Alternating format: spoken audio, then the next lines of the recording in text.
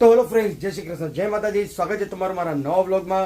તો મિત્રો, સવાર થઈ ગઈ છે અને મેડમ ઉઠી ગયા. તો madam, very very good morning. તો નાસ્તામાં શું આજે તૈયારીમાં છે?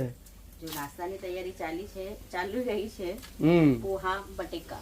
તો જોઈ લો, અહીંયા બટેકા ફ્રાય કરવા મૂકી દીધા છે અને મરચા નથી તો મેડમે જોઈ લો આદુ મરચાનો પેસ્ટ નાખી દીધો તીખાસ માટે અને કાંદા કાપી રહ્યા છે. તીખું ખાયા વગર ચાલે, મજા નહીં આવે. અને અહીંયા આપણી ચા બી ફર્સ્ટ ક્લાસ એકદમ ઉકળી ગઈ છે. હવે ખાલી દૂધ નાખવાનું છે. તો આજની સવારની શરૂઆત હેલ્ધી અને ટેસ્ટી નાસ્તાથી થઈ રહી છે. પોહા બટેકા. શું કહેતા હતા મેડમ તમે? કાંઈ નહીં, કે બની જાય પછી મળીએ એમ. ઓકે ફ્રેન્ડ્સ, અહીંયા આપણો પોહા જોઈ લો બનીને રેડી છે. તો મેડમ ફાઇનલ થઈ ગયા છે ને પોહા? અને ચાય બી મસ્ત એકદમ ઉકળી ગઈ છે, એકદમ ટનાટન. જોઈ લો, થોડું મારું યોગદાન બી આવી ગયો ચાયની અંદર. અને પોહા બી થોડુંક યોગદાન આપી દઉં. આહા, મસ્ત એકદમ ક્રિસ્પી થઈ ગયા છે પોહા.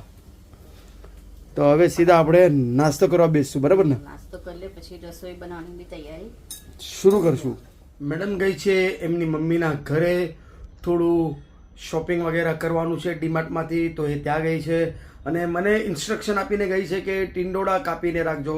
તો જોઈ લો, અહીંયા હું ટીંડોળા સ્લાઇસ કરું છું ધોઈને એકદમ પરફેક્ટલી.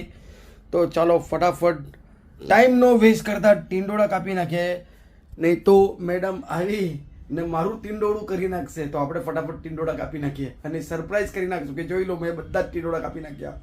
તો મિત્રો, મેડમ આવી ગયા, બધું પતાવી દીધું કામ ને જોઈ લઈએ ટીંડોળા મેં સમારી નાખ્યા છે. કેમ કે મેડમ આવતા જ મેં તમને કીધું હતું ને કે ટીંડોળા સમારેલા રહેવા જોઈએ, કટિંગ થયેલા, નહીં તો મને ટીંડોળા બનાવી નાખશે. તો તેલ ખાસું એવું ગરમ થઈ ગયું છે, એમાં નાખી દીધી છે હિંગ અને અતિ પ્યારી રાઈ અને તલ. સફેદ તલ એટલે બધે જ જોઈ લો એકદમ પૌષ્ટિક. એ તારી તો ઉડવા લઈ ગયું. ઓહો, બટેકા કેવું, એટલે તલ નાખવાથી ધડાધડ ઉડવા લાગી ગયો. અહીંયા આદુ મરચાની પેસ્ટ, મરચા નથી એટલે આદુ મરચાની પેસ્ટ. ચાલે એમાં આદુ મરચાની પેસ્ટ જ જોઈએ. ઓકે, ગ્રીન મસાલામાં આપણે બનાવીએ એટલે ગ્રીન હા. મસાલાનું શાક. ને હવે આ નાખી દઈશું ટીંડોળા. તો જોઈ લો. આહા, સ્વાદ પ્રમાણે મીઠું ને હળદર, બસ બીજું કાંઈ નાખવાનું નથી. કેટલા બધા ટીંડોળા છે. ટીંડોળાને ચરવા દેવાનું. ટીંડોળા પાકી જાય એટલે થઈ ગયું આપણું શાક રેડી.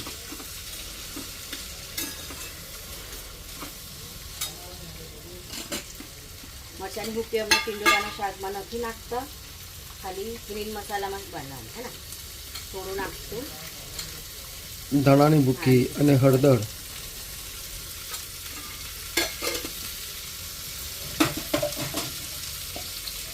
હવે બરાબર મિક્સ કરી દે અને ઢાંકીને ચરવા લઈએ ટીંડોળા બટેકાને.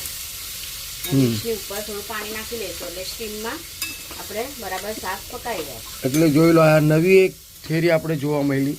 નવી નહીં, આપણે એમ જ કરીએ. તમે નવું જોયું હશે. મેં નથી જોયું એમ, એટલે કે ડીશ ઉપર પાણી નાખી દે એટલે અંદર ઓટોમેટિકલી સ્ટીમ થઈ જાય, બધું એકદમ સોફ્ટ થઈ જાય, પાકી જાય તરત જ.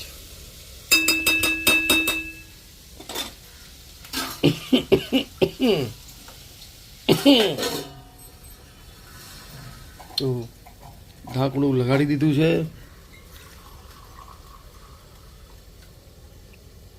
પાણી લઈ લીધું છે. ખવા દે.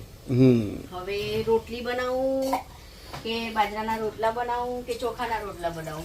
રોટલી. ટીંડોળા બનીને રેડી છે. સાથે મેડમ અહીંયા રોટલી બનાવવા પણ લાગી ગયા છે અને ખાસી એવી રોટલી જોઈ લો એ બનાવી નાખી છે. તો મેડમ હવે કેટલો ટાઈમ લાગશે? હવે આટલી રોટલી બને એટલો ટાઈમ લાગશે. એટલે આપણી રસોઈ તો ઓલમોસ્ટ તૈયાર થઈ જ ગઈ છે ને.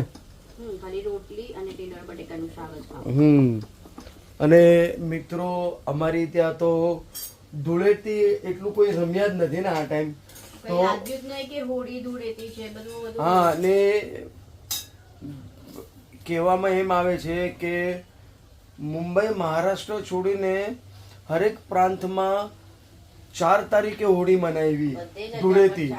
ખાલી મુંબઈમાં 3 તારીખે, કેમ કે છુટ્ટી ડિક્લેર કરી નાખી હતી એટલે બધા 3 તારીખે જ જેને જેને મનાવી છે એ 3 તારીખે જ મનાવી. કોઈ નહીં, કઈ રમવા વાળા હશે ને, નાના નાના બચ્ચાઓ હતા રમવા વાળા. બાકી હોળી જેવું કઈ લાગ્યું જ નહીં. બાકી અમારા ગામડામાં પણ જોરદાર દેશમાં મનાવી હોળી. ગામડામાં તો હોય જ ને બધા. અહીંયા કોની પાસે ટાઈમ છે અત્યારે? ને હવે શું છે કે હવે બધાને એમ સોચે કે હા એક દિવસ રજા મળે, આરામ કરીએ. આરામ હવે મોસ્ટલી બધું એવું જ થઈ ગયું છે. મુંબઈ મોસ્ટલી બધા લેડીઝ જેન્ટ્સ કોઈ પણ હોય બધા કામ ધંધા પર જ જવાના છે. ઘરમાં તો બધા ઓછા જ રહે હે ને.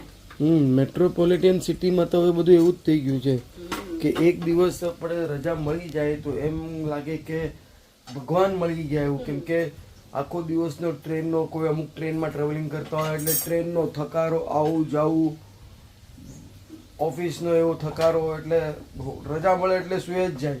ને આમાં હવે બધા તહેવારો તો મુંબઈમાં તો તહેવારો તો નહીં જેવા જ રહ્યા છે ખરેખર. બી છે પણ આ વખતે તો મને લાગે કે હવે તો છે ને બે બધા તહેવારો બે દિવસ થઈ ગયા. બધી વસ્તુ બે દિવસ હે ને. શિવ જયંતિ 2 દિવસ.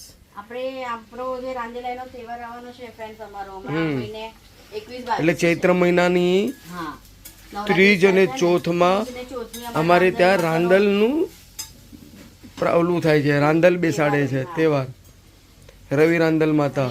ગુડી પરો મારા ખ્યાલથી 20 તારીખે હશે, 20 ને તો 19. હા એવું જ કંઈક છે. જે પેલું નોરતું છે ત્યારે ગુડી પાડવો અને ત્રીજની માતાજી બેસે છે રાંદલ માતા, રવિ રાંદલ માતા, અને ચોથની પધરાય. એટલે એ પણ બહુ મોટો આમ ઉત્સાહ મનાવે છે અમારી સમાજમાં એમ. તો રોટલી વાતો કરતા જાય ને ફટાફટ રોટલી બનતી જાય. અને ઓલમોસ્ટ જોઈ લો અહીંયા તેલ બી સારું એવું, ટીંડોળા પાકી ગયા છે. અને જે મેડમની સ્ટાઇલ હતી ઉપર પાણી નાખીને પકાવવાની એ ફટાફટ થઈ ગઈ. હવે થોડું હવે ખુલ્લા આપણે એમ કે ઢક્કન જ લગાવવું, થોડા ક્રિસ્પી તતડાવી નાખે એમ. સરસ એવું. તો રોટલી બી જોઈ લઈએ, સરસ મજાની ફુલકા રોટી. આ હા હા હા. હમણાં તો કોક ફૂલે જ કોઈ નથી ફૂલતી. એટલે અમુક ફૂલે છે, અમુક નથી ફૂલતી. એ તો કાંઈ વાંધો નહીં, હવે પેટમાં જ જવાની છે ને. પણ એવું છે. અને મિત્રો ગરમી સ્ટાર્ટ થઈ ગઈ. ગરમી તો કેટલા દિવસ. હા નહીં હમણાં ગરમી નહોતી. કેમ કે હમણાં ક્લાઇમેટ બી હું તમને એમ કહું ને કે મુંબઈનું એટલું ક્લીન અને પ્યોર હતું ને કે જિંદગીમાં કોઈ દિવસ તારા દેખાયા નથી આસમાનમાં. રાતના તારા દેખાતા હતા, અમુક લિટરલી ગણી શકીએ એવા તારા દેખાતા હતા. એટલું પ્યોર ક્લાઇમેટ ને ક્લીન ક્લાઇમેટ હતું. અને ક્લીન ક્લાઇમેટ હોય એટલે પવન ઠંડક બી આવે ને રાતના એવું ખસો એવું ઠંડક લાગતું હતું. અને હવે જ્યારથી હોળી પ્રગટાવી ત્યારથી ફરીથી ગરમી સ્ટાર્ટ થઈ ગઈ. હા ગરમી સ્ટાર્ટ જ થઈ છે. એટલે માર્ચ, એપ્રિલ, મે, જૂન 4 મહિના તો સહન કરવાના જ છે.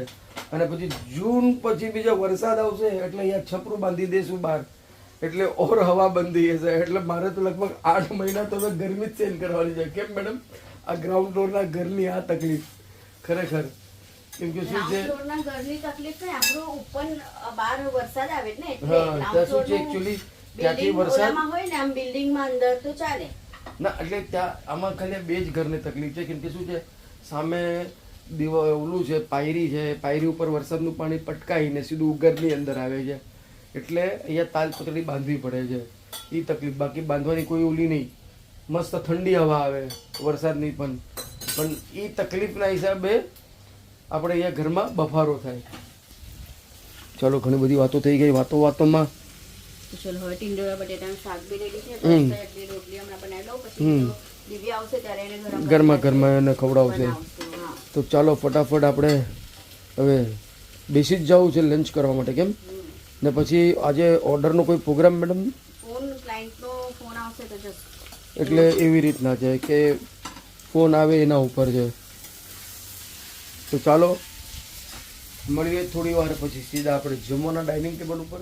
તો મિત્રો બપોરનું જમવાનું આપણું બનીને રેડી છે. જોઈ લો અહીંયા ટીંડોળા ફર્સ્ટ ક્લાસ, ટિંડોળા એકદમ ગ્રીન મસાલામાં ટિંડોળા, સાથે અહીંયા 2 ગ્લાસ છાશ, ઠંડી ઠંડી રોટલી. તો ચાલો આજનો વિડીયો આપણે આટલો જ રાખીએ. મળીએ કાલે એક નવા વિડીયોમાં. ત્યાર સુધી અમારા વિડીયોને લાઇક, શેર, સબસ્ક્રાઈબ જરૂર કરજો. જય શ્રી કૃષ્ણ, જય માતાજી.